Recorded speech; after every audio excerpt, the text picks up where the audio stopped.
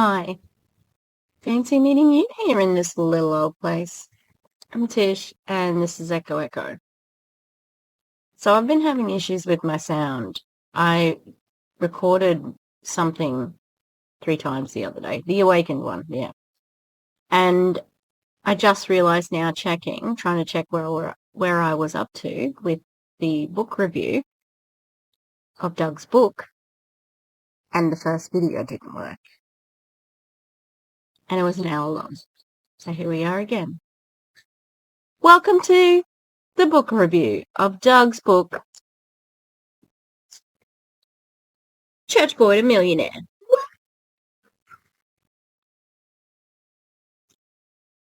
Thank you to the person who sent this to me. Much appreciated.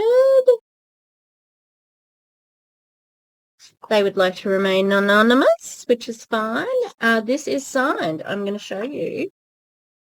I just need to cover the person's name up. Where's something I can cover? So, I think it actually says,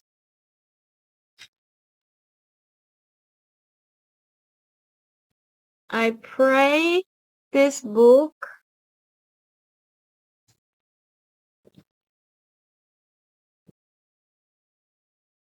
adds value and new impact to you and the lives you have influence with. Influence with? It's not the right word. Doug Wood. He's got really messy handwriting. I can usually read every sort of handwriting, so. All right, so that's the book. It's hardcover, so it did come with the book jacket, but I can't remember where I put it. And I got a lovely note from the person who sent this to me. Seriously, it's up there. I've got a couple of things that are really, really, really mean something to me as an anti-MLM creator. And one of them was the person who didn't take Bethany's happy juice from Amare because I gave her a warning. That was a really, really important day to me. And JJ just did a video which had a little excerpt from Bethany, and she's going to do a deep dive on Bethany. Can't wait. That's going to be amazing. Anyway, so I got a message from this person, and it's one of those like key moments to me. It says, Tish, I hope you enjoy the book and learn a lot of really useful information. Smiley face. We know. Thank you for sharing about the dangers of MLMs. If it wasn't for you and Erin, I wouldn't know that I'm not alone in being taken, trusting, and truly thinking I was going to change the world. Crazy. Keep up the good work. With love and thanks. The person who sent it. Jeez, like, I'm not making it up. It's got blue tack on it because I stuck it on my wall. I love it. It's very important to me. So to be named alongside Erin, honored, absolutely honored. Yeah, that was a really beautiful note, and I thank the person who sent it for free. There was no, she didn't charge me. It was very nice. Yeah. And I got it a while ago, so I apologize that it's taken me so long to get to it. I've never reviewed a book, so I don't know if I'm doing it right. I've watched Savvy Writes Books reviews, but the only thing that I'm doing that's similar is writing notes. I don't know. I'm just going to basically, when I started it the first time, oh, the head hurts. Like, because I don't have any hair on the side, sort of like, right for, getting bumps and bruises and cuts and stuff. Minnie, what are you doing? The dogs are a little bit loopy because it's been raining and we haven't been able to play, so. Yeah. So basically it's just me reading the book and most of it, with my commentary. So it's going to take a while. I do have things to look at. Where are they, Tish? Take it away. What am I talking? He doesn't relax though. He's just high energy. He does not relax. Remember when he was little and he wasn't such a menace? Ow, no, baby. No. Ow. I went to the pet store today and they had a dapple little girl and she was a lot lighter than Murphy and oh she just was very sweet. Murphy. Murphy. Oh, you need must be stuck somewhere. Hello. No, the girls are playing. Hello, Mr. Murphy. Say hello. Mr. Pretty Eyes. He's got an Easter bow tie, everybody. Because it's Ash Wednesday. Oh, God. Oh, that's crazy. It's Ash Wednesday this week. What are you giving up for Lent? I'm giving up being a bitch. Kidding. Never. Never will give up that. All right. Let's get this started. For some reason, I have son of a preacher man stuck in my brain. The only one who could ever reach you was the son of a preacher man. The only one that could ever beat you. I overcommitted you, son. I do not know all the words to that. All right. Church Boy to Millionaire. How to find personal freedom. Liberate your millionaire mindset for massive impact. Oh, who did a course on alliteration? Good work, Doug. You didn't. All of that thing didn't have to have all of like the capitals there, but it did. All right. So first of all,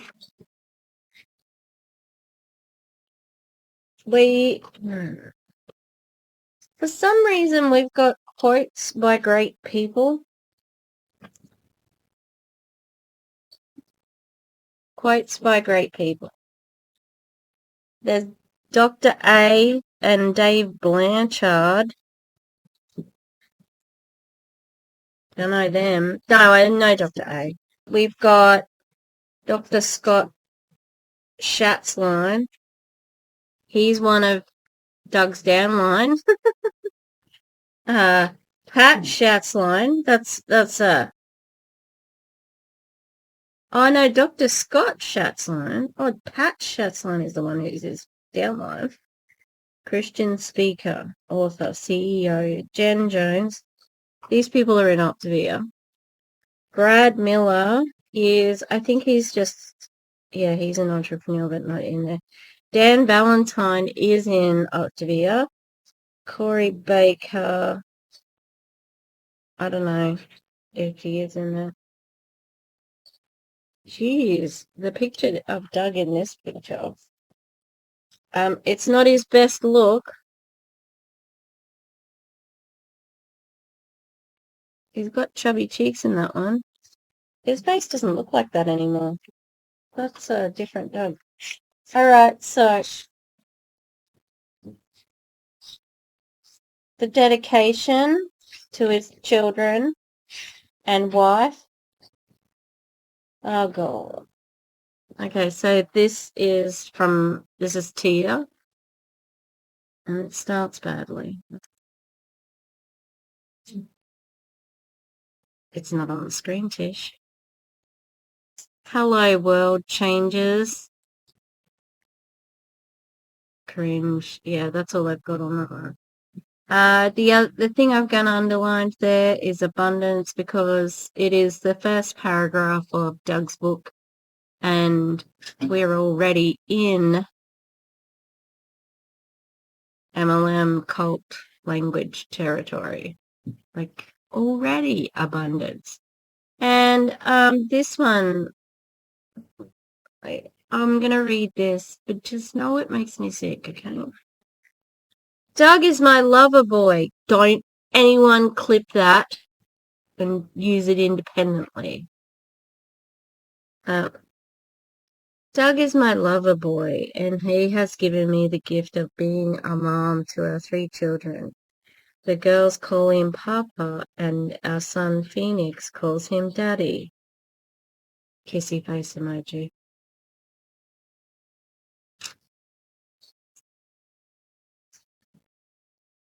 What? Terrible. Yeah, so just, oh, our life was this. Oh, next page. It says, as we traveled, I had moments when I would look at Doug and watch him ponder. You should have asked what he was thinking, because he often says that he hid a lot from you. One of the times we were on a beautiful boat, loading hour over, looking out. Read much, Tish? What's your... Oh my god, this is all falling apart. Uh, Looking out over the Amalfi Coast, and I asked what was on his mind. He expressed how awesome it was to experience the beauty of this world as a family.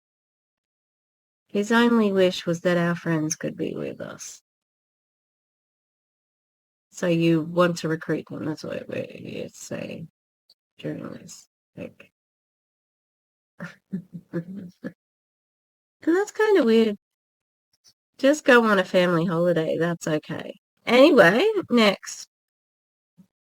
Time and resources were the only things holding our friends up from having the freedom to travel with us as well. Oh, I think you mean money. Money was the thing that stopped them from going with you. Then we've got, you know, what starts as like repetitive throughout the entire book, which is all of these abundance and contending is on this page, and that is specific to Optavia. That is a cult style language that they use, and it means to be doing well in the business, or you are running the business. So say, you've got you're recruited your 5 people for the month, and you've got your PV, and you've got the list. You're contending, and then also your weight can be talked about when you're contending, which sucks balls, really. Like, don't talk about people's weight. They're still they're still maybe successful no matter how, like, what they weigh, but these people intrinsically link the weight and, like, success in your business. So if you are not skinny, you are not going to be successful in your business. And that's just disgusting, because a skinny person or a fat person, we don't know if they're healthy or not. How would we know that? Anyway, so we've got contending, we've got abundance again, unapologetic in his approach, and he comes to you complete with authenticity. Wrong. The trouble I am having with filming this video is unprecedented. Like, sound not working. It's primarily sound, but... Editing Tish here, just to let you know that my troubles have continued. The world is against me filming this video, but I had to edit some in Premiere Pro and then screen record another video that didn't work in my editor. I don't know why. This has just been the hardest video I've ever tried to edit. So please, if you like it, please press like. Thank you. I'm gonna finish my dinner. Bye. Yes, we've got, this is the last page of the foreword, and she just, wraps it up with promoting her own book. Yeah, nah, this is Doug's moment, but we're going to promote my book at the end of the foreword to your book. Now, do I think Doug would have thought this is an unusual move? No, because they are not like normal couples. They're scary selling MLMers, So he would have been fine with this, but it's a bit unseemly. And the name of her book is Kick Fear in the Face. And can you imagine not having heard of that book? Which is very possible, because who has heard of it? Outside MLM and anti-MLM circles, maybe not very many people.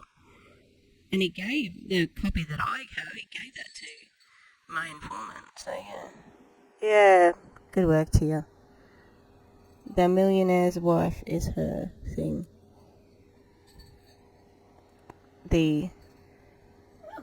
Founder of Kick Fear in the Face, www.kickfearintheface.com. And entrepreneur. It's a bit of overkill there, honestly. He was in there with Murphy's in the crate at the moment, so Wilbur can get around. Oh, my hair, I hate it. I just washed it, so I don't have much plans for what to do with it when it's washed. And I'm streaming in very soon. Alright, next we've got the Pastor's Blessing. Of course, every book. What's this? The Millionaire, Church Boy to Millionaire? I suppose it is called Church Boy, so. But, the way he says this bit here. Yet that night in Costa Rica, when I personally met Doug Wood, something about him stood out as a man, husband, father, and entrepreneur. What priest talk or pastor talks like that? About seeing people as entrepreneurs. And again, we're getting into coded language, that is MLM language. So I'd be very surprised if this pastor was not in Optavia. Have I mentioned Doug's in Optavia? I don't think I have. He's in a multi-level marketing company called Optavia, and they sell food, terrible, dusty, 100-calorie serves of food, and it looks gross. And there's a few videos of people tasting them. Not good either. And Doug is also really fat-phobic, as well as sexist and a whole bunch of other things. Anyway, my immediate thought was that we have a lot in common. Little did I know that our similar interest in business and ministry would prove me right.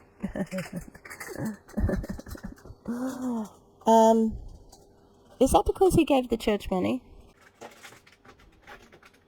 Pretty handy, right? Alright, next we have another thing I don't want to say. I don't want to say it because it's so cringe. It's so bad. So this is gratitude or thank yous, the thank yous in the book.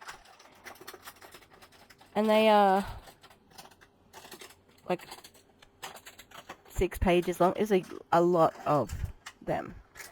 And they're called knuckle bumps. Oh, kill me now. With an emoji. He's so quirky. Love him. Alright, so first of all, Phil Mickelson. Don't know who he is. Oh, he's the golfer. Out of all the people to thank for the book, the first person you put was Phil Mickelson. Because the thing is, if he had got that money from Phil Mickelson, I think he'd be right about not being financially secure, because he would have just spent it. And that hasn't changed. He's always spending money on something. Capri bands.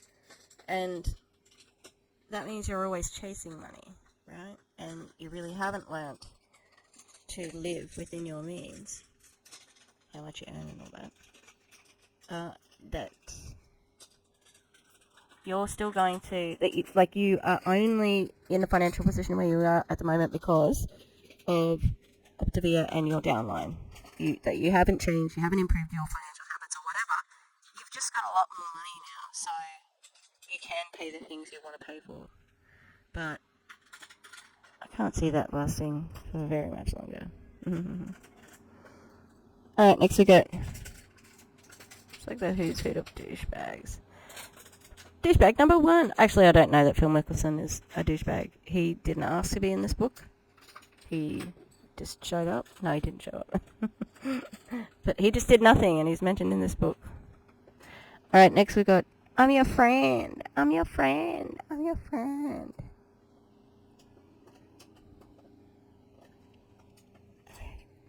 I am tired again? What the fuck is happening? Okay, next. The other thing that we've got a lot of here is emojis. It's the emoji moving starring Doug Wood. Oh, that dog.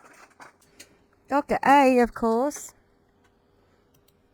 Then we're moving down, and we've got Becca Tinter. Just Becca.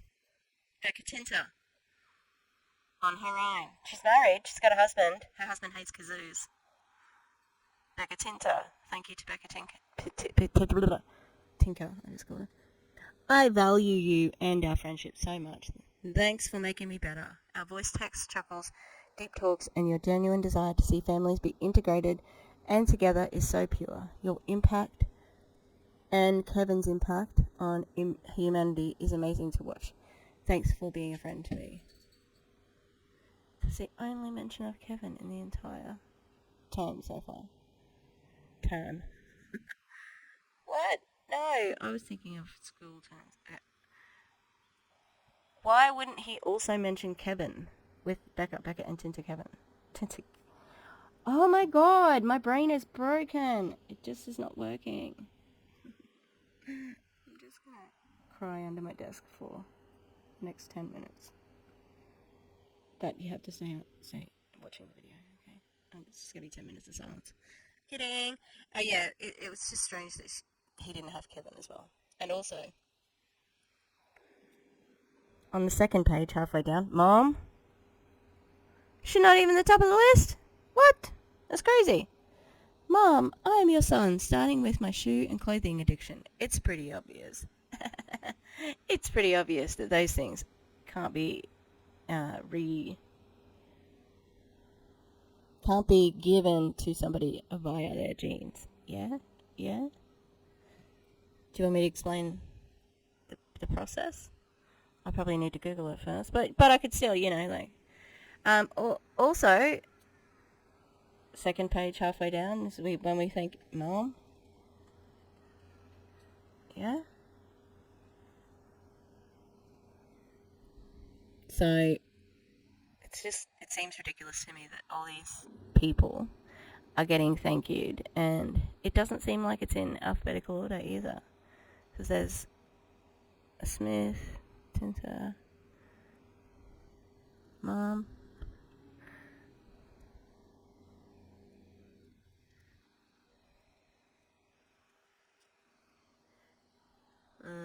So it just does feel like he's not valuing his mother as much as he is all the terrible MLM shills that he that preceded his mother. I got another. There's a lot of people starting with W's here and S's.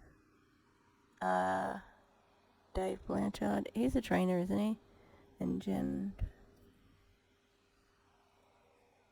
Yeah. Next. So first of all, up here we've got Gigi, Grandpa William, Grandpa Wood. Oh, he's so sweet, thanking his grandparents. Yeah, so we've got Grandpa, and Gigi, followed by Grant Cardone and Andy Frisella, both massive scammers. So why are you putting your flesh and blood family whom you love next to those two? It's icky. It's gross. Yeah, and I watched a really good episode of Pods and... Oh, what is it?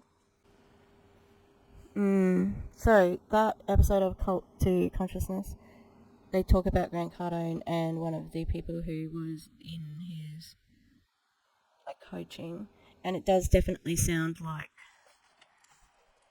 a cult for starters, but also, you've got all of the indicators, that it sounds like every other coaching course. It's coaching, but it's mostly about getting to the next court. Also, Grant Cardone is a Scientologist, so he learnt from an organization that knows what they're doing as far as, brainwashing people.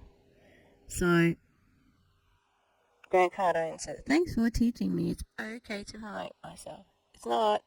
It's really not. Grant Cardone sucks. Bad person. And it's on the same page as your Juju and your grandpas. Andy Frisella, also. Flim Flam. Snake oil salesman. Next. Ed Milet. Damn.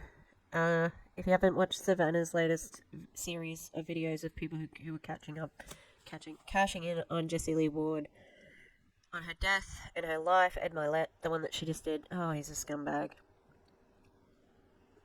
And he says here, Doug says, "Your talk at 10X in 2018 was a turning point. You spelled it out. Yes, we are all in crisis. In a crisis every single day to become the best, whatever." Are we? Are we in crisis every day? That sounds really stressful. I don't like that. I wouldn't like it.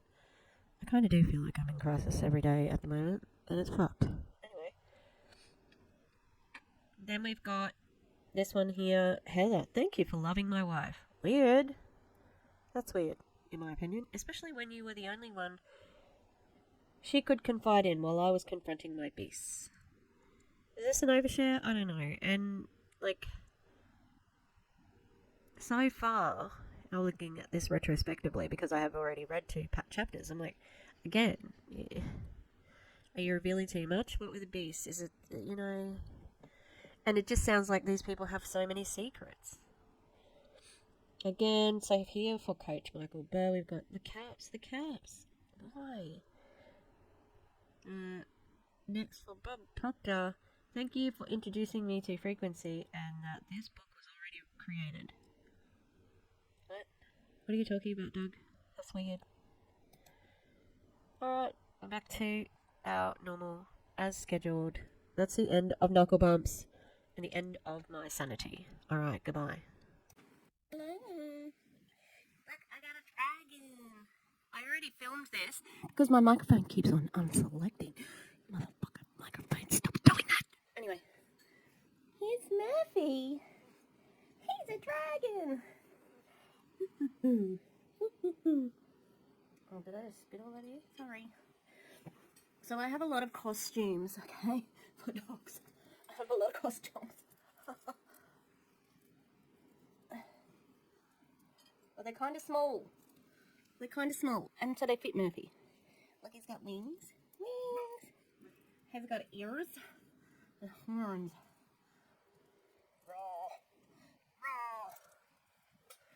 Oh, honey. He's feeling a bit worse for wear because Wilbur nipped him in the foot.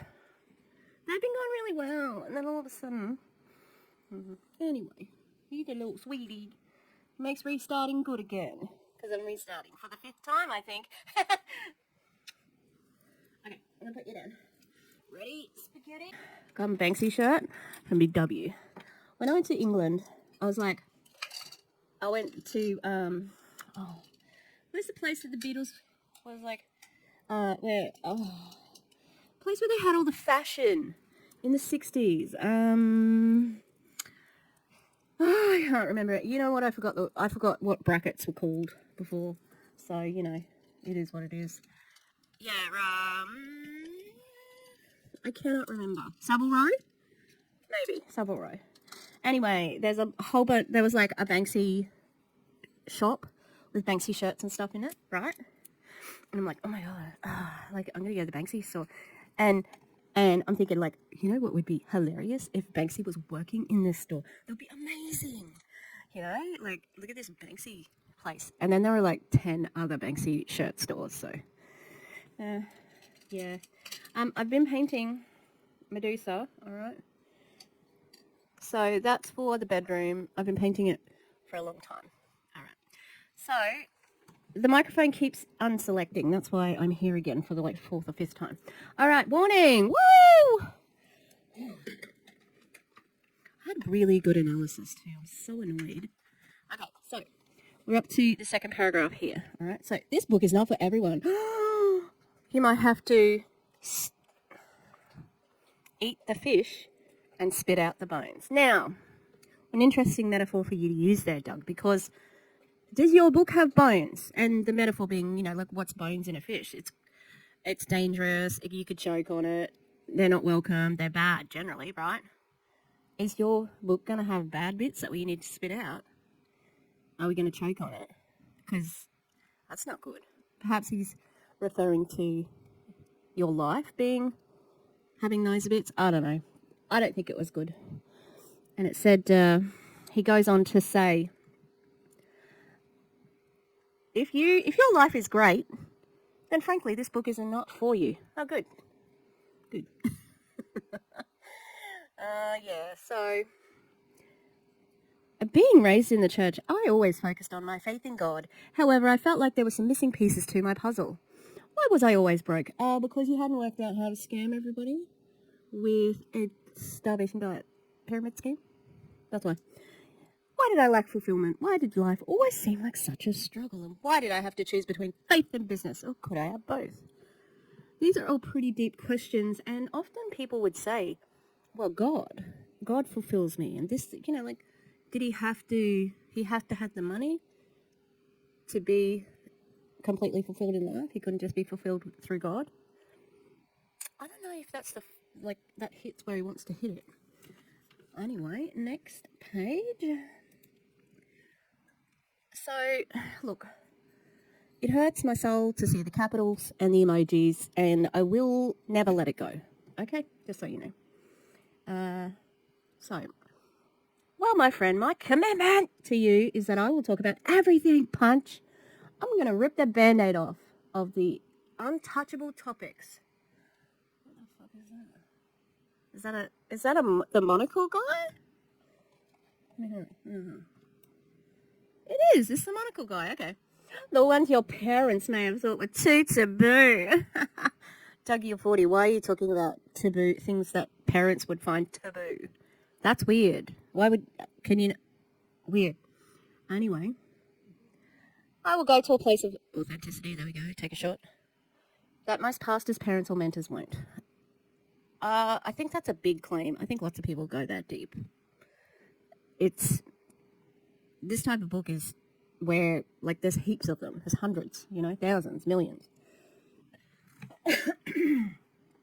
You will find brutally honest truths about my own downfalls, and I do give you an inside look at my life and journey, a window into how I went from broke church boy, considering ending my own life and marriage, to adopting a millionaire mindset and setting my family up to win. Oh, I'm sorry. Has suicide entered the chat? Just out of nowhere, no warning, nothing. The only warning we got was this one. Warning. And that sure wasn't about the mentions of suicide. That's a bit too real and a bit too much for this part. It's just, it hits you in the guts, boom. And I think he thinks it's poignant, but it's not. It's too much too soon. You need to ease people into it because we haven't developed a relationship with the author of any sort, really, if you don't know Doug, But he's not, that's the thing. This really isn't for anyone else, except for him and his ego and his downline and other Optavia people, right? So they know you already and are already, empathizing with you. So mentioning the suicide seems okay there because MLMers do that. They put all of their feelings out on show, right?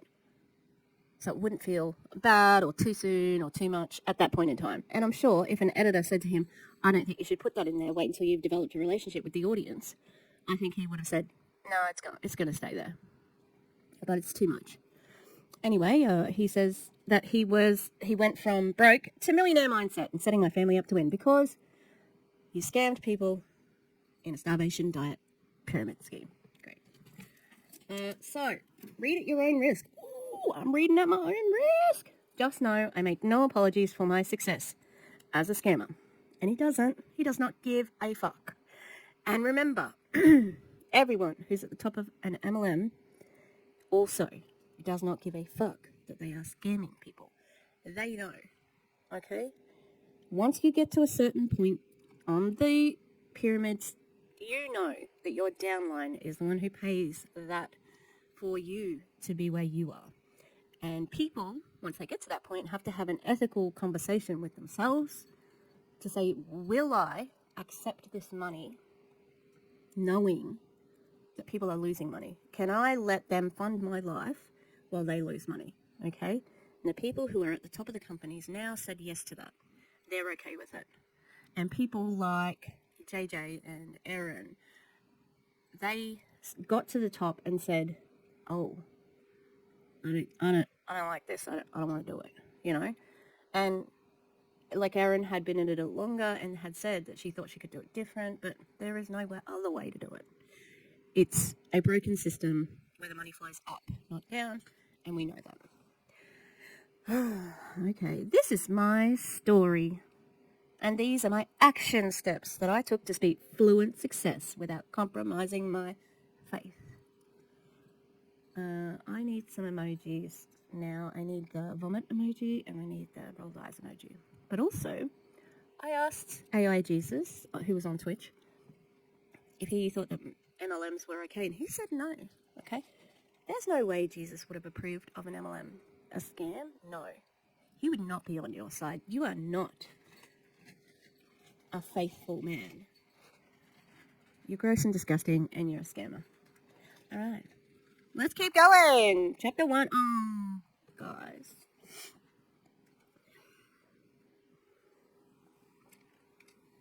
Very sad. Look at this picture. It's so sad. Why am I just a big black blob on this screen with no content? This is a terrible picture. Maybe it was the photograph that I took, sorry. Alright. Chapter 1. So, what you need to know about storytelling is that there is a rule that is pretty steady and agreed to be a good way of telling stories. And it's called show, don't tell, okay? And that means basically not stating something outright, but letting it be discovered by the audience in showing. So, for example, in a movie or a TV show where somebody's sad, there could be, a way that people often tell what's going on is there might be a voiceover, or there might be a news report like, this just in, President Justin Bidou has been in a car accident on the Western Freeway, okay? Could be something like that, okay? But if that was the situation and, like, for example, if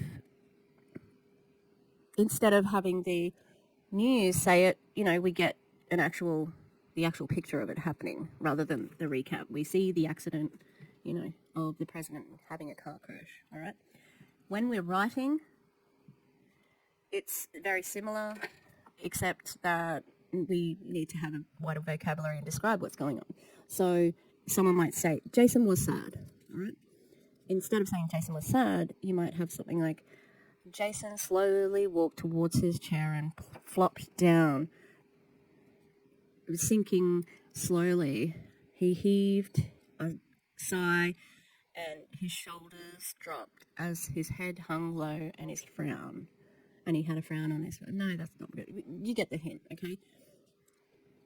Do we know that Jason is sad because of the way that he flopped down on his chair, blah, blah, blah? So that's showing and not telling. And Doug suffers from show, don't tell a lot, okay? Because he wants to be... I think he thinks he is proving he's smart. Look at me, I'm smart. I'm telling you what's happening. So we'll see it as we go. All right, chapter 1. Let's face it, life can suck sometimes. Doug, he's such a rebel. He said suck in his chapter title. I did some predictions. So I predict that there's going to be some sort of like mention of love life or, sex, and he'll treat it like he's a child because he, they're all weird about it at Optavia and they mention it. I don't want to hear about it, thank you. All right, so Doug's having a bad year. Winter of 2007, I did that last time too, was the darkest season of my life. He's mentioned winter and season, like it's just unnecessary. You see, I faced $220,000 in unsecured debt. My mom had cancer and was in hospital undergoing a stem cell transplant. The transmission had just gone on my Nissan Armada with only 62,000 miles, and it wasn't covered under warranty. Oh, I'm sorry. Did you just mention that the transmission was gone on your car beside your mother's cancer? Yeah, you did do that, didn't you? Weird. Why would you do that? Like, your mother's cancer. Wow, what a story, right? But the transmission on your Nissan Armada, okay? 2 days later, someone broke into our house and stole thousands of dollars of possessions and our only running car. Okay, questions I've got about that. Insurance, have you heard of it? Do you have it? Yes, there's deductibles, but it could help. Also, did some research about the car. Around about the time a Nissan Armada was worth 35 grand to 43 grand, and the transmission could have cost up to $2,000 to fix. All right? Sell the car, fix, get a better car that's running that doesn't have transmission or whatever. Yeah? Because that's an expensive car. I'm sorry, like, to be broke and you have a car worth it, you're not that broke. Sell the car, get a cheaper one, and less problems. Anyway, and usually, I think that's some sort of four-wheel drive. They retain their value like crazy. Or maybe that's just in Australia. I don't know. Okay, have a look at this next sentence. Look at the structure of it. On top of that, I was trying to keep so many secrets, mainly how bad it all really was. From my wife, trying to protect her and my kids, but mostly trying to protect me. Okay, the brackets are stupid. The brackets just don't. He's got to slow down. He wants to jump in on his own story because he's trying to control how you see him. All right? If you hear that he's keeping secrets from his wife, you start to formulate some judgments in your head. But he's got to jump in the brackets and say, "Oh, no, I was keeping a secret because of this." Okay? Look, slow down and tell your story because you're just trying to get it all out in one sentence. There's one sentence he's like, "Duh." It just seems like he's trying to escape that judgment. All right. And he says that he was failed as a father and husband. And again, that's the show don't tell. How? You've just started. Like, how? What do you mean? You haven't really told us anything that would indicate that. So, I missed baseball games or whatever. Tell us then. And because he's already got the debt, the cancer mum, the broken car, the house robbery and car robbery, secrets, and he was a bad father and husband, it just seems like a hyperbole, without any explanation. It's like, wow, oh, this is the worst life in the whole world. Leave it to a white man to say that their life is hard, but yeah. I didn't know how I was going to make payroll for my 13 employees at my furniture business, and I couldn't even afford rent for a store covered in going out of business signs. Okay, that is confusing. First of all, 13 employees? Was that essential? Really? Lay off a couple of employees. I don't know. It seems a lot for a furniture store, in my opinion, And what was going out of business? You were going out of business? Because I don't think, he hasn't indicated that he was going out of business, so what was this? That's confusing. I don't know what he means there. All right. My cell phone had been ringing off the hook from more creditors than you could ever imagine. I can imagine that, actually, because that's me. I'm bad with money. All right. So I feel that with him. In the months leading up to Christmas, I had even considered taking my own life. Again, just dropping it in there, it just takes away all of the impact. And as my note says there, this is really serious. And it's a moment that could have had some real impact with it. Looking at it as an emotional decision and breaking down how he came to that, again, it's show, don't tell. Show us what led you there. And you don't have to say, I'd considered taking my own life. It could be, I didn't see there was any other way out of this other than me not being here anymore, or something like that it was more poetic, yeah, it just seemed like I was going to kill myself. Anyway, I didn't. It's like, okay. And this is the third paragraph into your book. Again, slow down and tell the story. But you don't want to do that, so. Physically, I was heavier than I had ever been. I don't understand what that has to do with anything, except that Doug has major body image issues that he will, I don't know, maybe not admit to, we'll see. But to everyone around me, I was still the go-to guy, putting a false smile on my face and just trying to make it through another day. So how do we know that you're not doing that today, Doug? Because you did it so long with like being in this moment. How do we know that you're not plastering that smile on every day? All right. So the very few people I did talk to didn't know how to help me, or as they had never been in that deep before, or they would say, "You'll figure it out. Keep your head up." Like I had it all together. Yeah, right. They wouldn't have a clue how bad it was really. How bad it really was. I was hiding so much. Okay, so because you were lying, they didn't know how to. Like, how are they going to give you accurate advice if you were lying to them about how bad it was? Like, it seems kind of like they couldn't even help me, but they didn't even know what was wrong. Okay. Also, he said they've never been in that deep before. It's not that unique of a problem. Being in debt, come on. It's not unique. All right. Yeah. They would say things like, Doug, I'm praying for you, and it's just a season, bro. It's just a season, bro. But honestly, I didn't blame them. They didn't know how to help me, and frankly, I didn't know how to help myself. Yeah, and what else could they do if they didn't know? You know, like I said before. I felt guilt and shame. And truly hated myself for putting my family into a situation like this. And I say, where's your guilt and shame for the families who you are putting in financial risks by doing Optavia? That'd be nice if you had some guilt and shame for them. Church, he would go to church every Sunday while he was falling apart inside, you know. And again, it's like, how then do we know that you are not doing that now because you did it for so long before?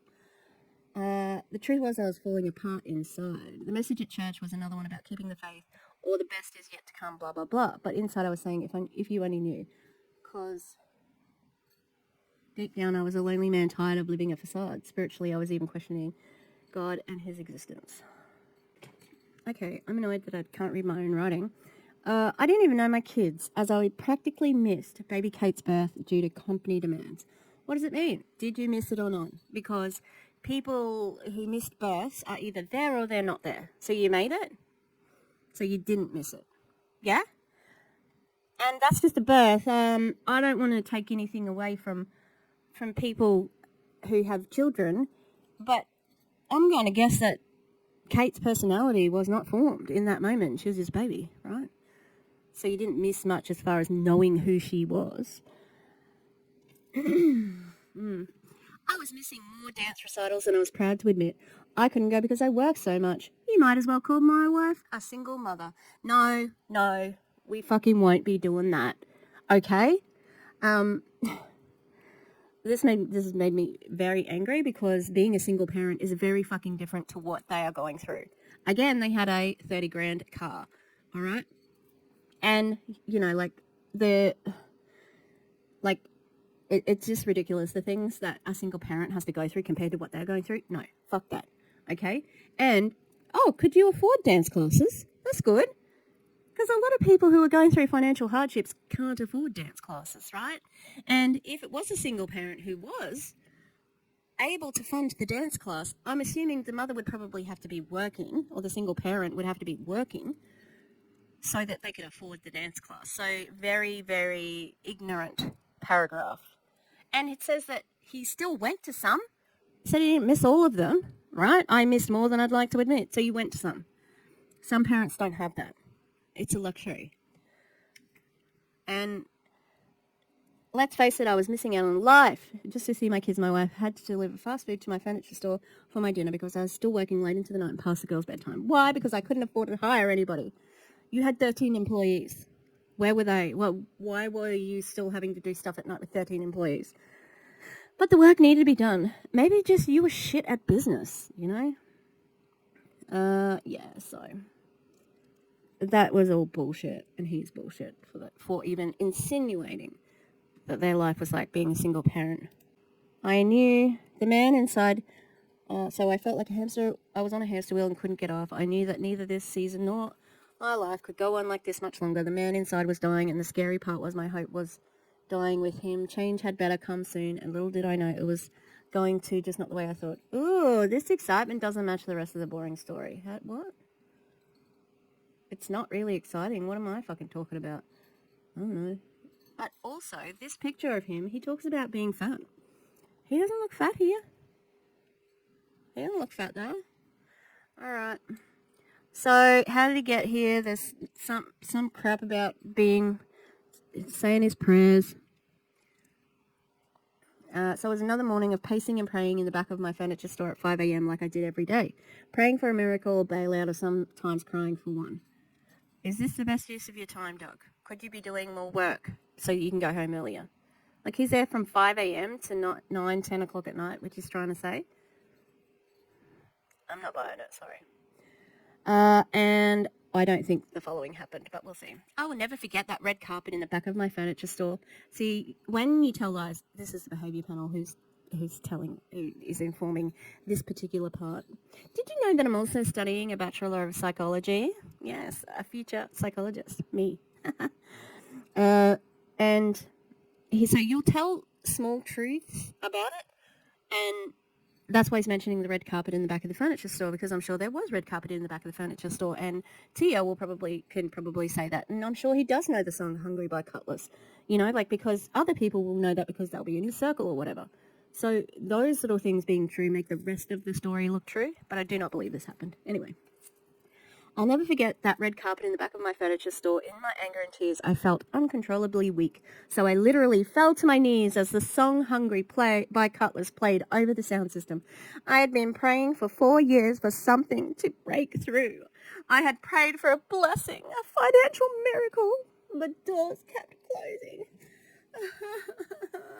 Didn't happen. That's just my opinion, of course, because it's just so dramatic. As if. I had said no to many opportunities. Myself, my pride, and my ego were too tied to making my dream work. He hasn't told us what his dream is. What's your dream? The furniture store? Because it sounds like you hate it. And he did. So he hasn't even unpacked what that dream is to have us along for the ride,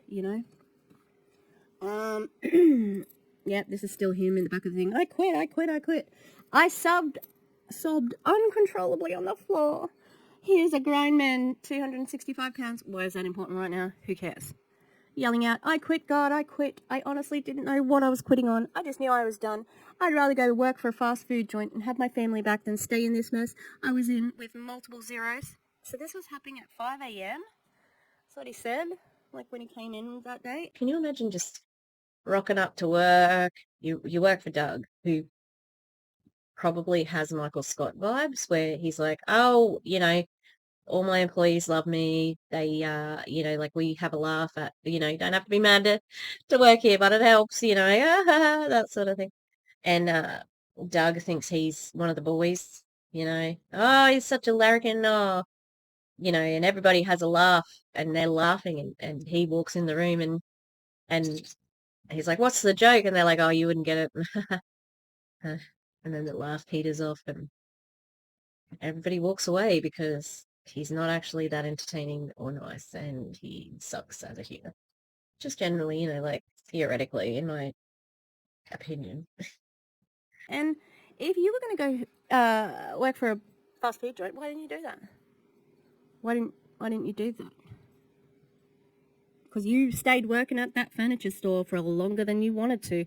I know. I remember him saying, I took off that tie for the last time, and he was joyful when he did that. So why didn't you quit to go do fast food earlier? Because it's not really about that. It's about money. As I was bawling my eyes out and saying, I quit, I heard God say, I know. I've just been waiting for you to say it because I was done with this season 3 years ago. What? What does that fucking mean? You've laid no groundwork for what was happening 3 years ago. Like, what was that? What was happening 3 years ago? And why would God be getting to a point, like if it was God's plan? It's just so bizarre to just be dropping it there. Like, I've been waiting for you to say that. Really? let you toil for 3 years for some reason on something else, and his answer doesn't come in that moment. I'm touching my screen. It's like over here. Because he doesn't join Optavia yet, and as if God would be sending Optavia as the fucking thing that you were. Oh my God, it's so annoying. Anyway. So, see, what you don't know is that 2 weeks before, all I wanted was a bailout. I looked for every possible way to cut corners. You said you were going to quit and go work in a fast food restaurant before, like just up a little bit further. Why didn't you do that? Why were you cutting corners? What does that even mean? Looking back, this was a perpetual habit loop of mine. I was so used to cutting corners that when the corners didn't work, I was always looking for my get out of jail free card. This man has never done an honest day's work in his life, I bet. It's always cutting corners, get out of jail free. How can I get out of this? How am I going to slip my way through this with doing the least amount of work and getting the most amount of money? It appeared to many that many around me were finding blessing and growth, and honestly, I was sick of it. I've noticed that's what he's doing right now. This shit, cutting corners and doing stuff like. So he did the strongman comp, and he was on Ozempic the whole time, losing weight, cutting fat down. You know, like he does it all the time. You know, and he doesn't mean people were finding blessings and growth. He meant they were finding money. They were more financially successful than him. And probably he would be envious of other people for being more muscular or weighing less because he has major body image problems. So I think he is describing who he is fundamentally as a person in this paragraph. He's still like this. Anyway, he talks about it. I was living in such desperation, but I didn't know that the theme was that there was a different path for me. Had I gotten a bailout I wanted, I would not be writing this book today. Oh, that would have been good. Thank you. But here we are. I'd be on a completely wrong path because this would have paved the way for 5 or 10 more years of building the empire of Doug. Ew. The numbers, my ego, and putting my family through more hell. Oh, fuck. Does someone want to tell him? It's all about him. The fucking empire of Doug. The numbers, he's obsessed with money. The ego, oh my God. This man got a nose job and he's had a breast reduction. He's had a gastric sleeve, I believe. This is a vain man. He's, again, this is a revelation of who he is. Putting my family through more hell because I was trying to make something work that was never going to. Ooh. Look, MLMs have worked for a while, but they will not work forever. So, hope you're doing something good with your money. Alright, next. Hang on. I need to check where I got up to. Hold, please. Alright. Hang on. And there's weird. So you see, through the season of desperation, I picked my favorite athlete of all time, and still is to this day, the pro golfer. Is golfing would you say an athlete? An athlete. Golfer. Okay.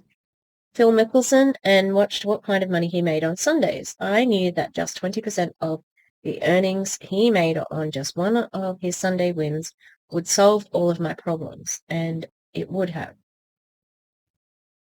So I wrote him a sad, pathetic puppy dog letter asking for a handout.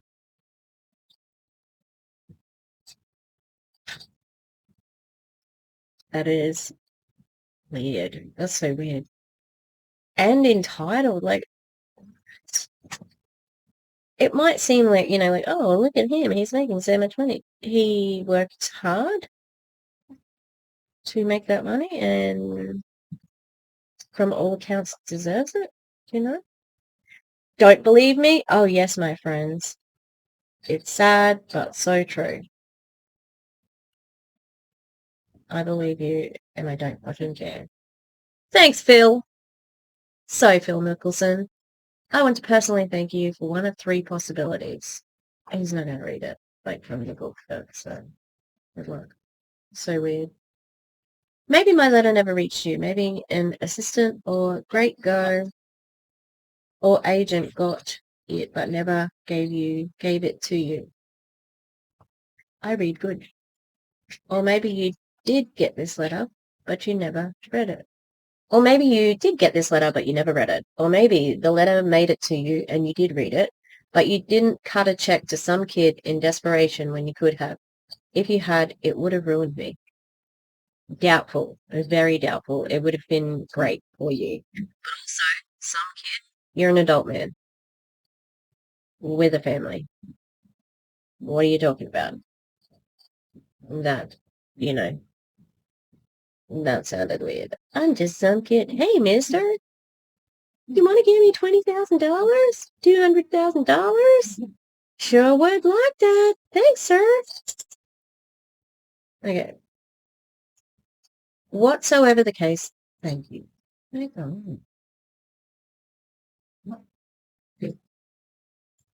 doesn't even say whatsoever. I'm an idiot. Whatever. All right. What I didn't know then, but now do, was that the money Phil was making on Sundays was actually earned on Monday, Tuesday, and Wednesday, where no one saw him working, practicing and grinding for tournaments. And I said, no, he doesn't have to grind. He just has a real skill, which he practices and does for good money. Like it's not grinding in that sense of how MLMs say it. It's like he's good at golf. He trains to get it, to do well, and he does well. And, like it's not, I don't know, it's not a mystery. It's not some big mystical power. We see all these athletes and artists win. And I said here, stay on topic, or writing your writing lacks clarity. So he's talking about athletes and football and all of that. And all of a sudden, we've got artists in the mix. It just, like, stay clear.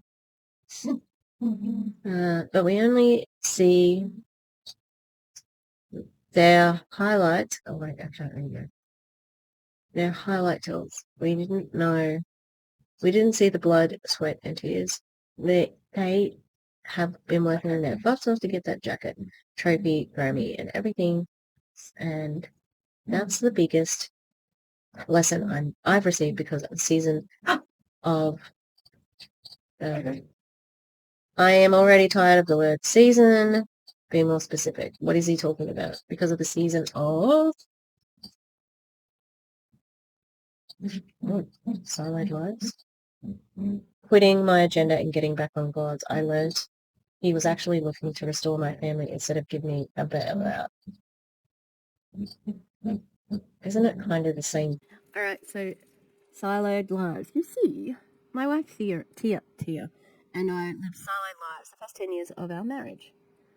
We had our church friends, our work friends, high school friends, and our family. We shared a bank account. She did her role of cooking, cleaning, and raising the kids. And I did mine of trying to fill up the bank account, pay the bills, and provide for us. And I just had wondered if that was like, if that's what they thought their lives were going to be like, maybe that's what I meant by prearranged. I can't remember what I did. She did her role.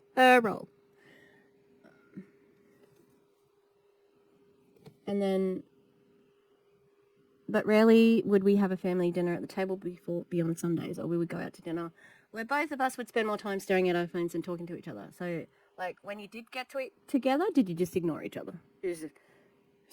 Straight ignored.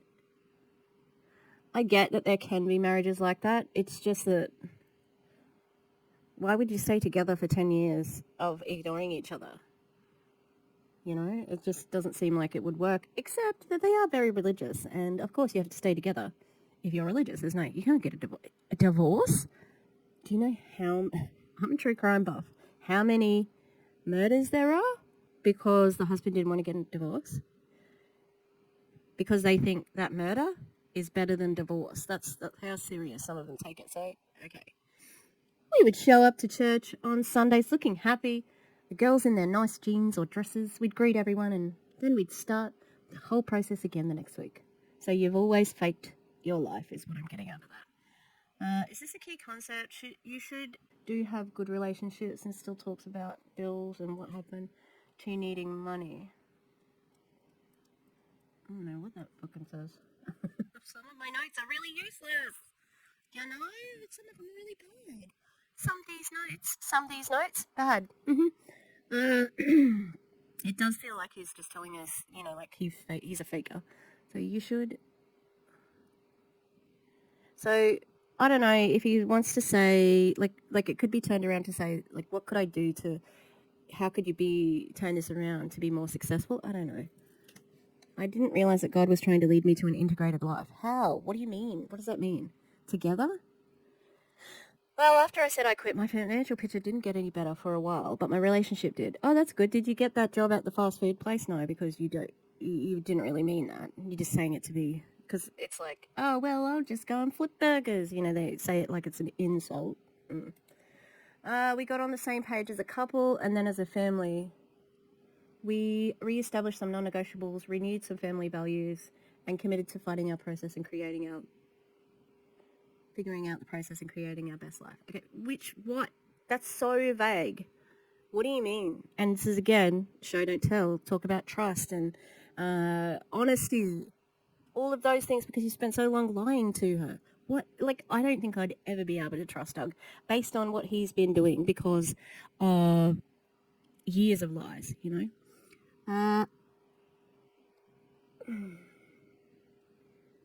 And here we go. We've got some.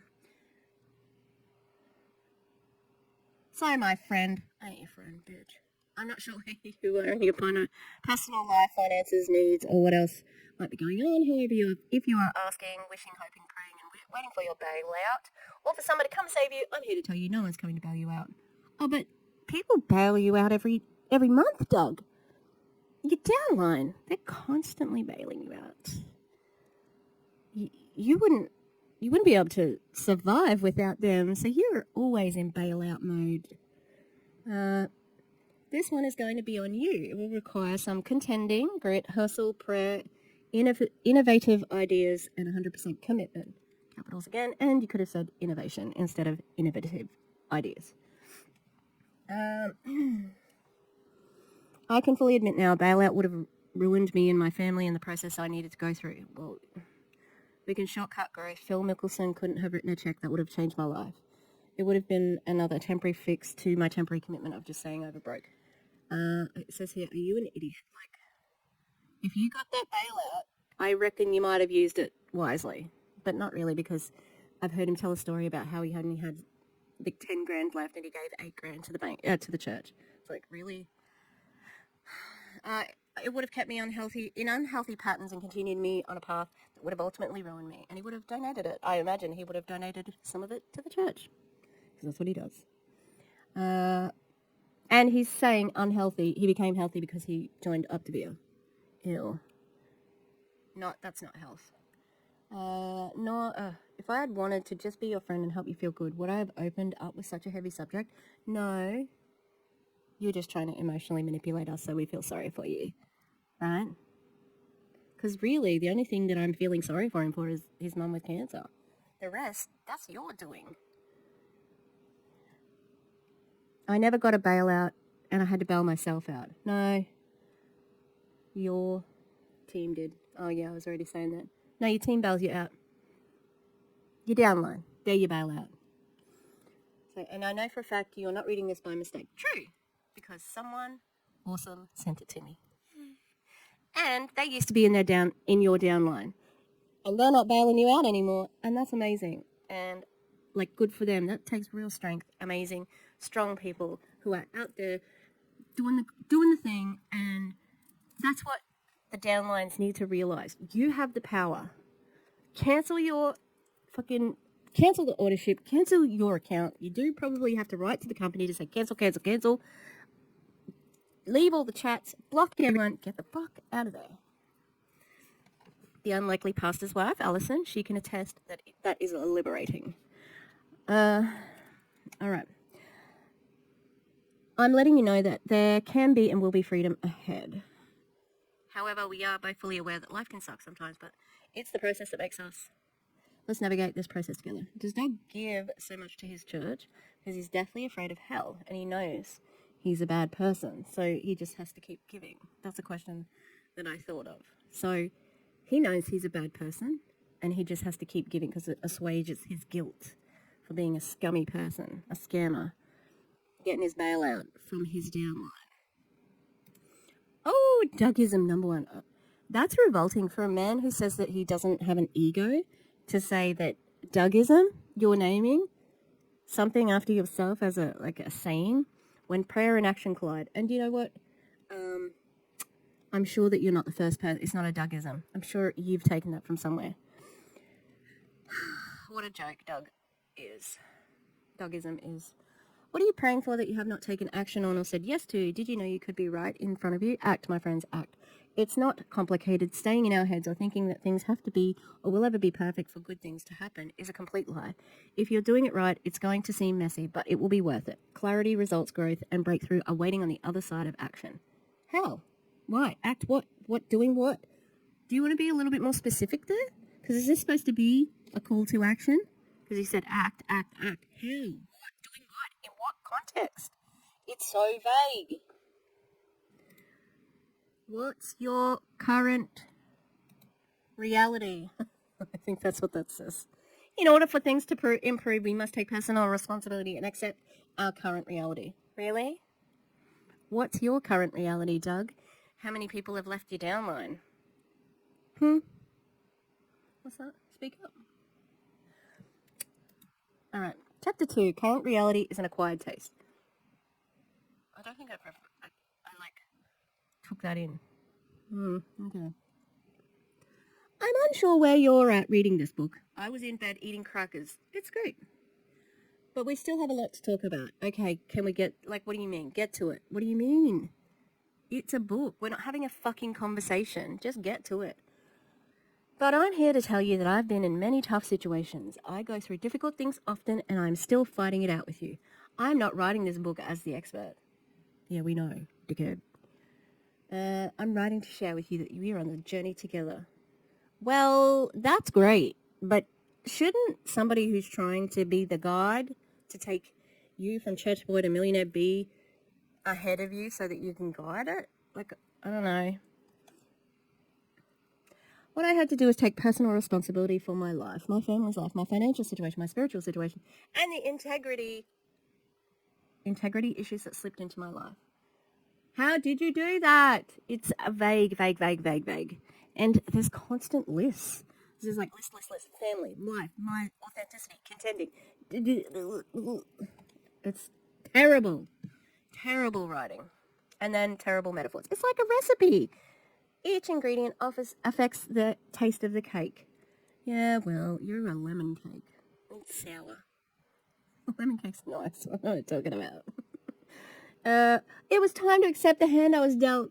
The people who had screwed me, the people I'd been blaming, the ones who talking behind my back, the ones who told me I wasn't good enough, and even those who thought I was a perfect Christian church boy. Oh, no one has it harder than a white cishet man. Oh, life must be so hard for him. What a bunch of bullshit. The hand he was dealt. All right. We've got some odd phrasing here. I spent many years refusing to open the mail that held the credit card statement and bills I couldn't pay. It was easier to ignore them and screen the creditors' phone calls. Okay, again, I feel absolutely I can identify with that. So that's something he can speak directly to me about. Oh, it's raining. But this doesn't appeal to me at all. I mean, because I know it's Doug and he's a dickhead, but I spent many years not stepping on a scale because I didn't want to see what I knew was probably true. I avoided the doctors like the plague because honestly an embarrassment would have been too humbling. That's odd phrasing. The embarrassment would have been too humbling. Can you be humbled by embarrassment? I was humbled by embarrassment. I don't know. It just doesn't sound right. And I don't weigh myself now because I think measurements are a more accurate way of finding whether you've lost weight and whether clothes fit me and how they fit me. That's how I because you cannot tell how healthy or unhealthy you are by your weight, Doug. Okay, the smaller the scale, it doesn't mean anything. Even in the good season of my marriage, the truth was, I didn't think you had any good season. Siloed lives for 10 years. She was a single mother, remember? Tia and I swept everything we didn't want to deal with under the rug. We avoided the truth until it was too late or all hell broke loose. And about 4 times a year, we would start threatening and saying words both of us wish we could take back. Like what? He started out by saying he's not going to hold back. It's gonna be raw. He's gonna get a total Doug. That's very vague again, you know. And threatening what? Was it physical threats, verbal threats? What do you mean? Because that could be, depending what that is. That's worse. There are worse things than a verbal threat. Like a physical threat is worse than a verbal threat. So, then he's got some questions here which don't don't connect back to anything. It's like he's not, again, how are you making this personal? Because you haven't been specific enough before this to say, one thing that Tia and I would do is we would sit down every week and we would have a list of things we would go through and blah, blah, blah. Just an example to say, and then we would ask ourselves these questions about satisfaction. Is it my job? Is it my spouse's? So that you're connecting it to your life rather than just, he could have taken this from anywhere.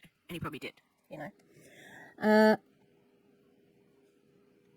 But really, who's keeping my finances from moving closer to overall satisfaction?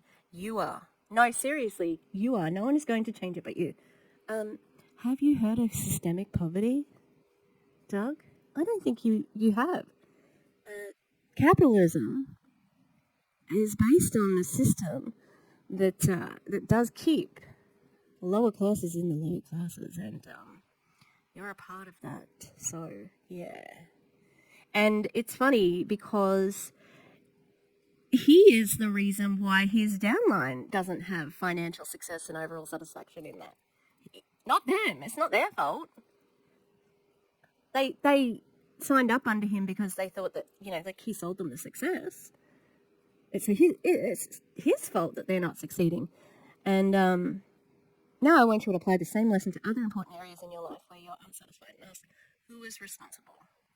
Well, his team is responsible for his money in his pocket, and he's responsible for their failure. It's simple as that. So, good one, Doug. All right. That's kind of blurry. Have I got it clearer? Nope. Oh, no, we're on the next page. Yeah, again, it's like, who's responsible? You are. No, you are responsible for their failures, Doug. So, yes, all of the above can play a factor, but the truth is we must take personal responsibility to accept our current reality. No, we might not like it. Yes, it's ugly. Yeah, it is ugly. The way that you, exploit people is very ugly. Yeah. So, Dougism number 2, take personal responsibility. Really? This man is going to ask you to take personal responsibility for your success when he is the one who recruited them into a broken system where he gets money and they don't. Yuck.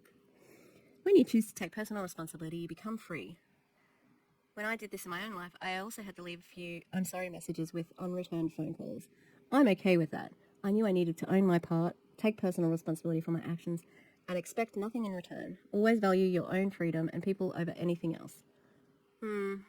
I think you meant to say always value money over everything else, because that's you. Oh, and your fit body. So that's him, fit body and money. However, releasing hard feelings, breaking down walls that got built, and letting go of assumptions that got made are important for healing and freedom to begin. Give it a try and watch what happens. Why don't you give it a fucking try? Of looking at your responsibility. Now, do I think he'll ever see me say this? No. But wouldn't it be good if he could just reflect for a moment on how he is ruining lives? And not just financially, because the nature of Optavia is that it ruins your health. I was flabbergasted when the registered dietitian that was talking with the next Optavia person was saying that you'll discover it when they were discussing what had happened and her symptoms, that it was the symptoms of malnutrition. That's crazy from being on Optavia. Deep down inside, I think we all want to better mankind and leave our communities, churches, friends, and families in better places. Yeah, maybe, but you don't do that. You leave them worse. You leave them worse.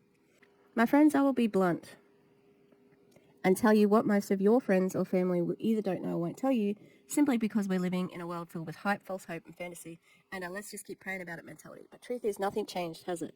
I now like to pray like it depends on God, but I work like it depends on me. Isn't that revealing that you said nothing's changed when you say how terribly deceptive and dishonest you were in your marriage and how you used to fake your way through your life? Nothing's changed? You telling on yourself there? I think you might be. And your work doesn't depend on you, it depends on your downline, and everybody knows it. Well, everybody except maybe your downline. I think some of them know it. So hopefully they find my video and you will see that you have the power in this situation. Doug can't do anything to you once you leave. There are many people who have escaped from his downline and gotten away from that couple. They're not very good people. And they're surrounded by not very good people. Becca and Kevin Tinter, toxic, disgusting, bigoted people. There are a lot of them. And there's more of you than there is of them, because there's only 1% of them. And you're the rest, and you have the power. So if you're questioning what's happening, don't get too cranky at yourself. Don't get too down on yourself for questioning. Just research, have a look around, and see what you can see. Because, there's a reason. Like, I'm not doing this just because I really love the sound of my own voice and sitting in front of a camera, filming this for the 5th or 6th time because my microphone keeps on fucking disconnecting.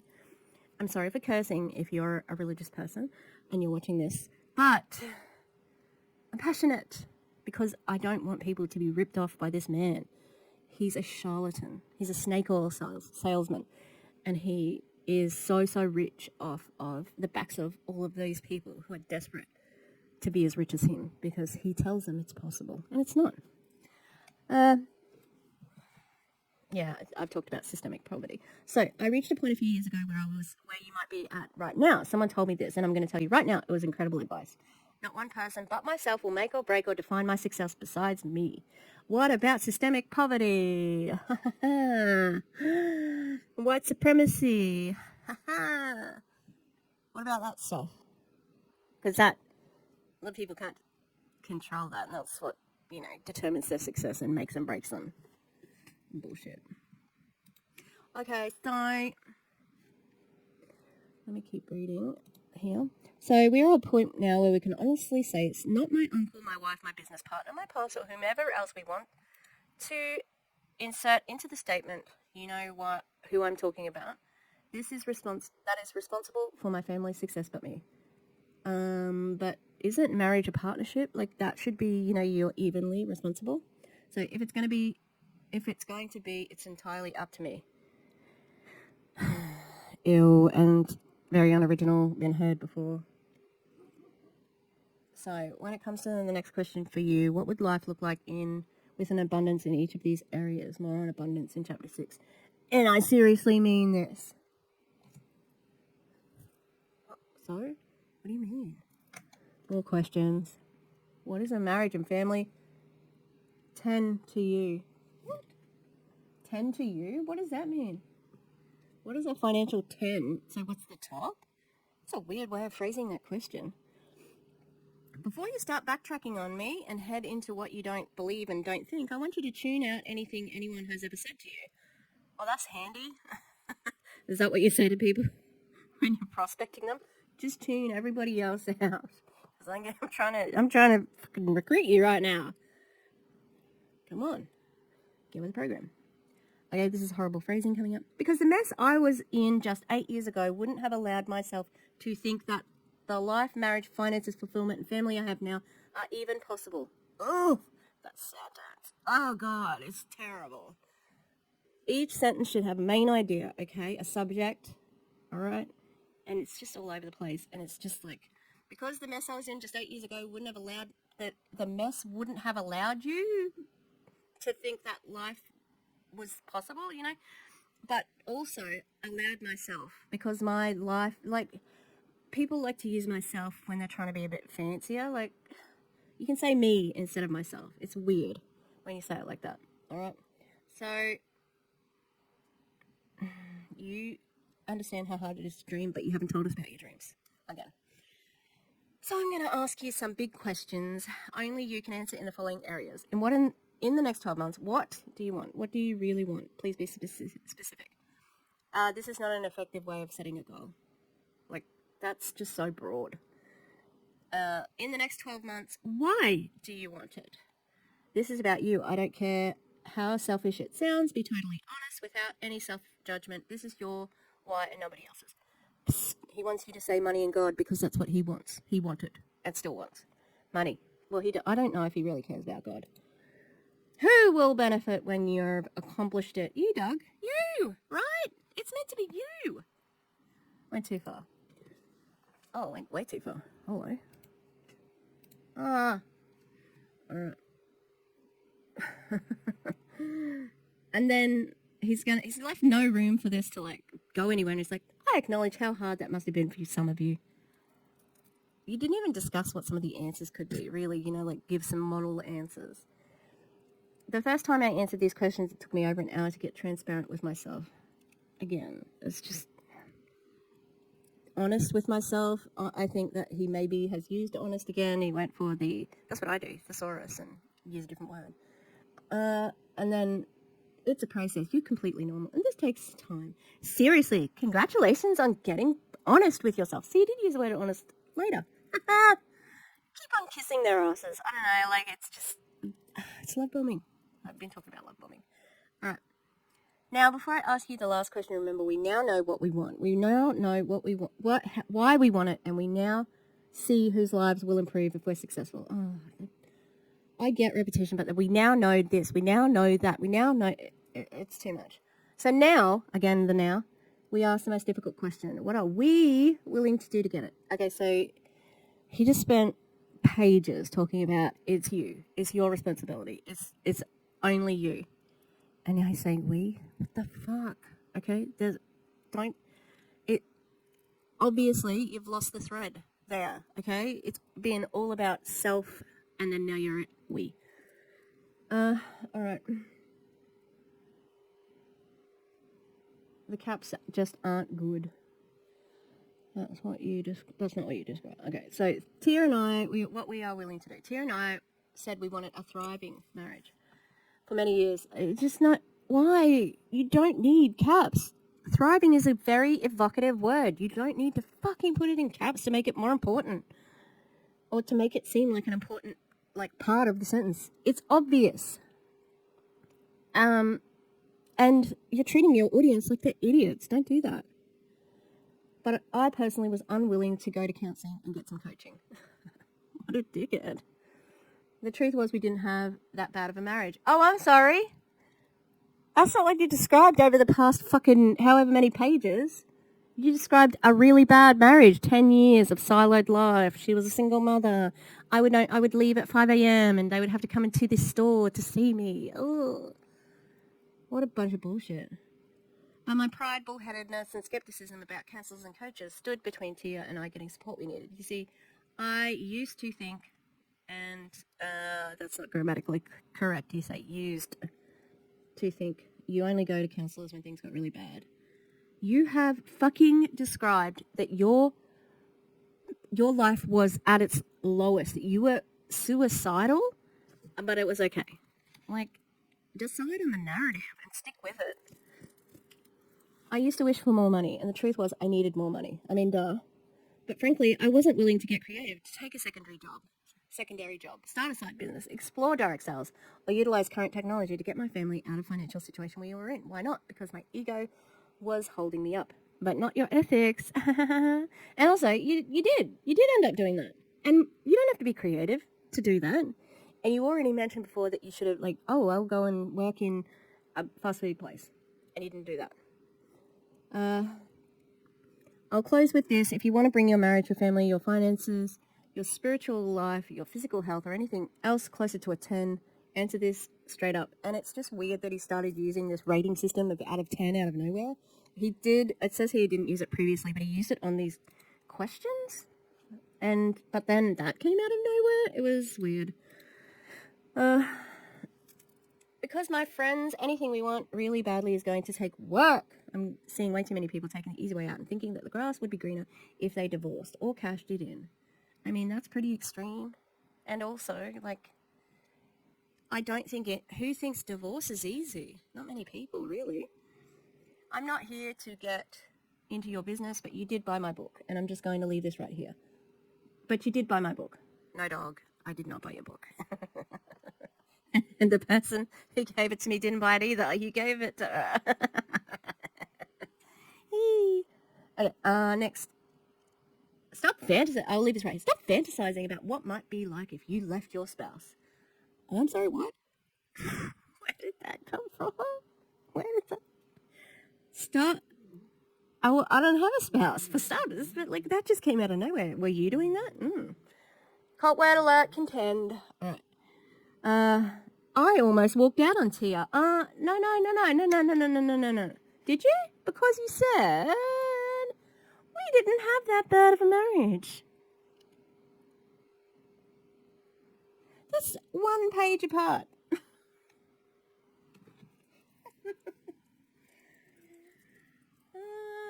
I hope the person who sent me the book, I hope you're enjoying the review, because I am enjoying roasting it. Okay, I really am.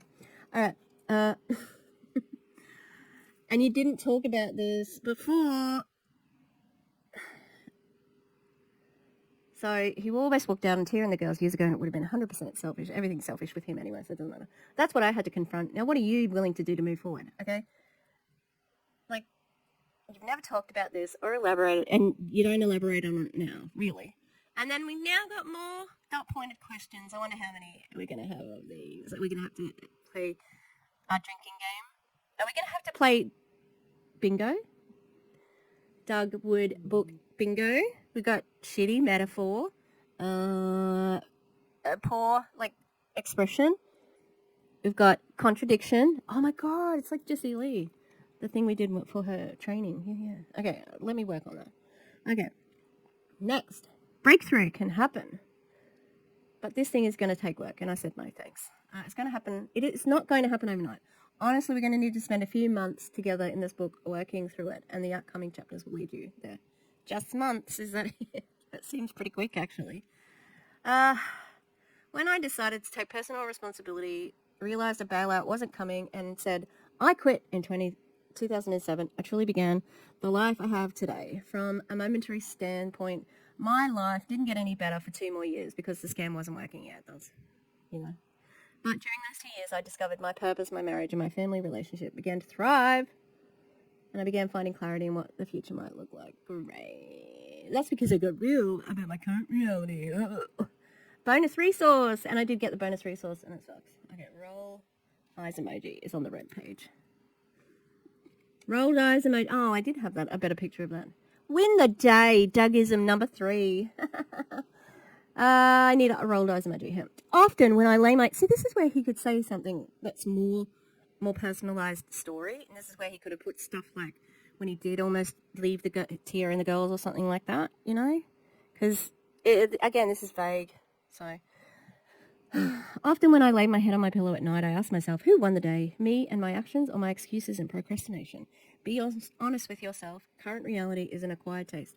Sip on it and you will like it, as long as you're willing to do something about it and take action.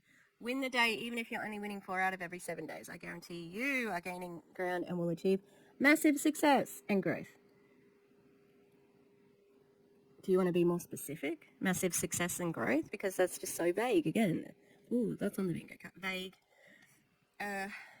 It's the slight edge and the small things that separate breaking down or breaking through. Unless you put on weight.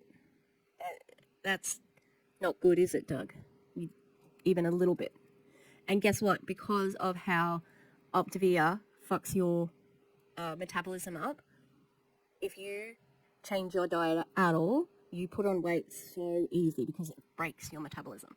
Because your body is constantly in starvation mode. So whenever you have more calories, it stores it for you because it's like, oh, fuck, we're going to be starving soon. We're going to store the food, you know. I encourage you not to beat yourself up. We are in full control of our actions. Own your zone. If today beat you, own, dominate, and win tomorrow. Yeah, again, that's easy for you to see. Oh my God, 3 minutes in here. I won the day. I won the day. I'm just so happy because I've been filming this forever.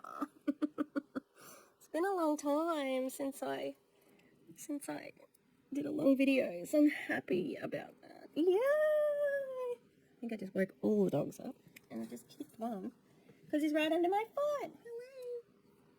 Hello.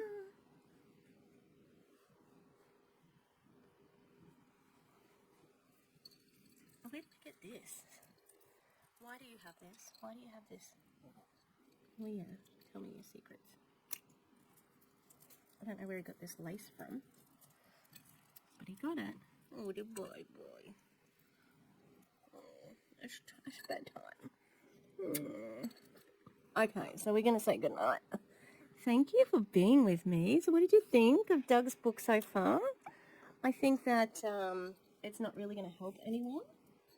It's going to help me. It sure does seem like he's got very just word salad, vague city BS. If that was my one line, you know. He definitely doesn't see his privilege as a white cis-het man. And yeah, he sucks. I'll be interested to see if it reveals anything else about him, you know, because he just hints at certain things, like I almost left here and the suicide, blah, blah, blah. So it's like, are you going to reveal any more to us? Because it doesn't seem true if you don't go into depth, okay? Or if it's so, it also doesn't seem true when it's I don't know, like it's harder to get into the story and empathize, I think, then with him because of him telling and not showing, because that makes you develop a relationship with the author, you know? Yeah, so that's my very opinionated thoughts, and I will hopefully not take too long in between, but you can see this is long and I've only done the acknowledgements, the thank yous, and 2 chapters. So, but like I said, I'm enjoying roasting it. I really am. All right. Thanks for being with me. I'll see you next time. All right. Take it easy. Bye.